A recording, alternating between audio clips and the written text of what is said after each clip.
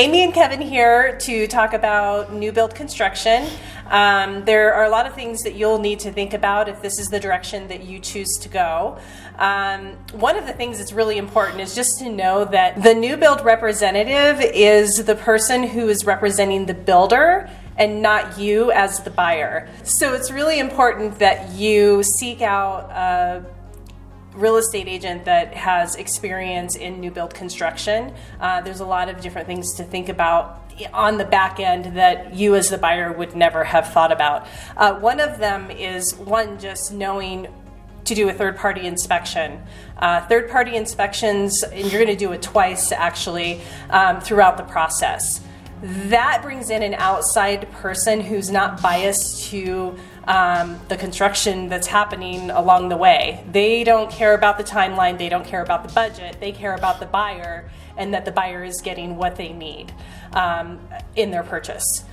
The other thing that you want to think about is you're going to get incentives offered to you from the title company and from the lender. Those two, they work together, and obviously the builder is connected. It's an affiliate of those two, and they have a biasness if you use them. So they're going to give you an incentive, and they're going to make money off of you for doing that. That's not always the best direction. It's not always the best decision for you.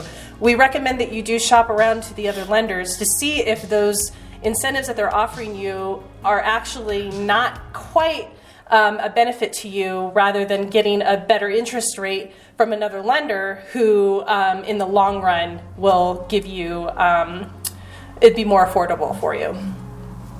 And then the final thing is to make sure that with the inspection, there's other things like little things that you want to think about, like your sewer line. The sewer line can be crushed by the equipment that the builder is using to landscape your home. So you want to make sure that you throw that in there during your inspection, because the sewer line can be, you would never know that it was crushed or there was anything wrong with it unless you did that scope. And so, yeah. And if you wanted to add anything, Kevin? Yeah, I think also something important to note, obviously, is if you're thinking about a new build, you obviously need to know what you can afford. So that's the lending piece. However, if you have a home to sell first, you're also going to want to know what the value of that home is. So it's important step in that process with the new build, where have a real estate professional out to your home to give you a true market assessment of what the value would be. I'm not talking about an appraisal, not talking about any of the other companies that spit out an algorithm. I'm talking about a true market assessment of what we believe that your house would sell for in the market today.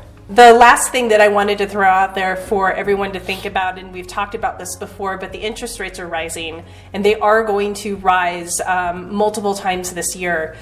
When you're buying a new build, sometimes it's 9 months out. You want to be able to talk to a lender who can actually give you some advice on how to lock in your interest rate earlier rather than later. And there's some tricks to that. It's not something that is standard that all lenders do.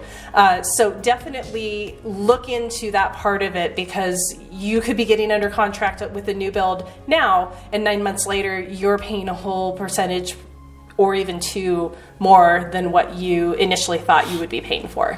Okay, guys, well, that's about it. We appreciate you watching, and if you have any questions as far as new builds are concerned or any market value for your home, feel free to reach out to us.